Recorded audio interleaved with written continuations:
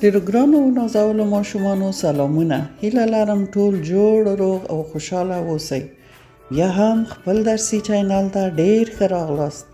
خدای دې وکړي چې خپل درسو ته په غور غوږ ونیسئ او ښه یې زده کړئ.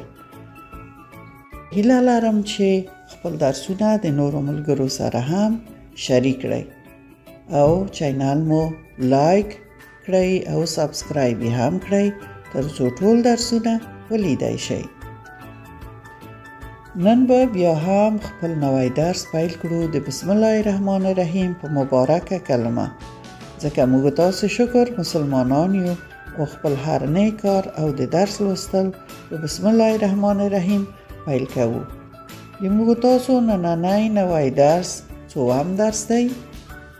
دیرشم درس. آفرین. دیرش په پښتو کې داسې لیکل کیږي، ښه ورته وګورئ چې زده شي او ویې لیکئ، او په انګلیسي کې داسې لیکل کیږي، دا هم زده کړئ.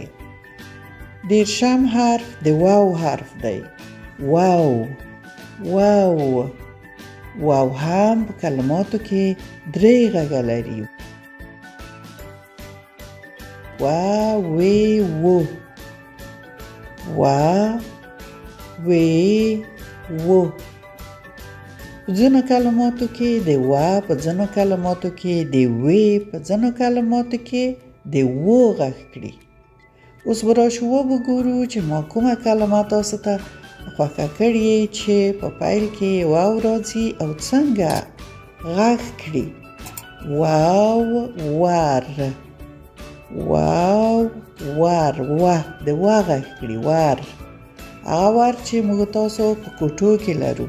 هره کوټه یو ور لري. وګورئ د څنګه ښه سپین ښکلی ور دی د یوې کوټې چې رنګ یې فولادي دی. واو ور، واو ور. وګورئ واو ډېر یو ښکلی او اسانه حرف هم دی چې لیکل یې ښه زده کړئ. لکه ری داسې لیکل کیږي خو سر یې داسې تاو شوی. ور، واو ور، ور. اوس به بیا راشو وګورو چې ما په کومه کلمه کې چې په پیل کې واو راغلی تاسو ته کلمه انتخاب کړې او څنګه تلفظ کیږي. واو وینه، وینه، وینه. واو وینه، وی د یا سره راغلی، وی و تلفظ کی. وینه دا د وینې څاڅکی دی چې موږ تاسو په وجود کې وینه چلیږي. که موږ تاسو کوم ځای خوږ شي یا ټپي شي بیا سره وینه ترې روانېږي. وینه.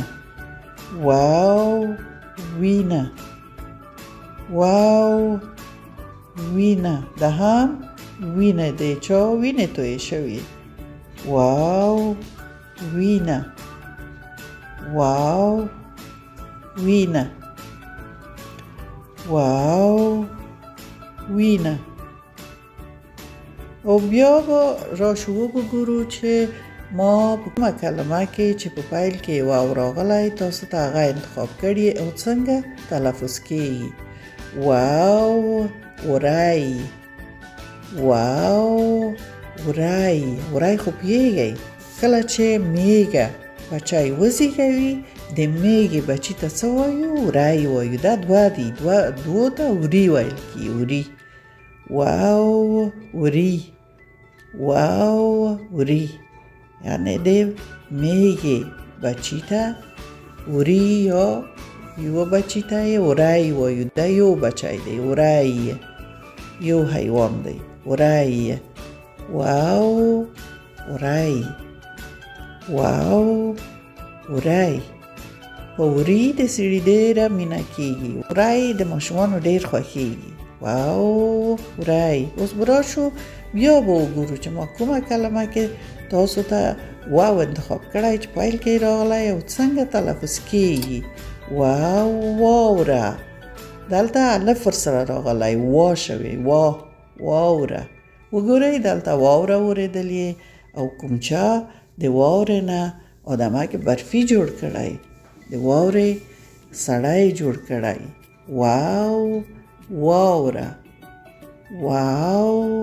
واوره. زه پوهیږم چې تاسو ډیر خوښیږي چې تاسو هم د واورې نه آدمک برفي یا د واورې سړی جوړ کړئ. وګورئ هلته په پزه کې ورته ګازر ایښی او خولۍ ورپه سر کړي، دسمال گردن یې ورته غاړه کړی، واوره کې بیرون ته وځئ، لوبې کوئ، مګر ډیر زیات نه چې مریض نشئ. واوره اوس نو راشئ چې د واو ترانه ولولو. وګورئ چې ما به کومه کلمه تاسو ته انتخاب کړې وي او ترانه به مې ورته جوړه کړې وي. ورځ، دوه ځلې به یې زه درته ولولم. ورځ شوه، رڼایي راغله، ژوند ته خوشحالي راغله، لاړ به شو مکتب په لور، علم رڼایي راغله. بیا به یې مو درته ولولم. ورځ شوه، رڼایي راغله، ژوند ته خوشحالي راغله، لاړ به شو مکتب په لور، علم رڼایي راغله. ډېر ښه، خدای دې وکړي چې دا ترانه مو خوښه شوې وي، ښې خبرې هم پکې وي. اوس یې دوه ځله تاسې ولولئ. ورځ شوه، رڼایي راغله، ژوند ته خوشحالي راغله، لاړ به شو مکتب په لور، علم رڼایي راغله. یو ځل بیا یې هم ولولئ. ورځ شوه، رڼایي راغله، ژوند ته خوشحالي راغله، لاړ به شو مکتب په لور، علم رڼایي راغله. ډېر ښه مو لوسته، ډېره خوږه ترانه وه. موږ تاسو پوهیږو چې د علم رڼایي یا د علم زده کړه ټولو باندې فرض ده او د علم نه به تاسو هر څه زده شي او هغه به په مکتب کې زده شي. نو اوس نوبت ورسید د کارخانګي. تاسو به یوه صفحه د واو د حرف نه او یوه صفحه به د 10 د عدد نه ولیکئ او ښه پاک صفا او مرجان پلارجان ته به یې وښایاست چې کومه تېروتنه هم نه وي کړې. نور نو په خدای سپارم، وختم پوره شه. د خدای په امان.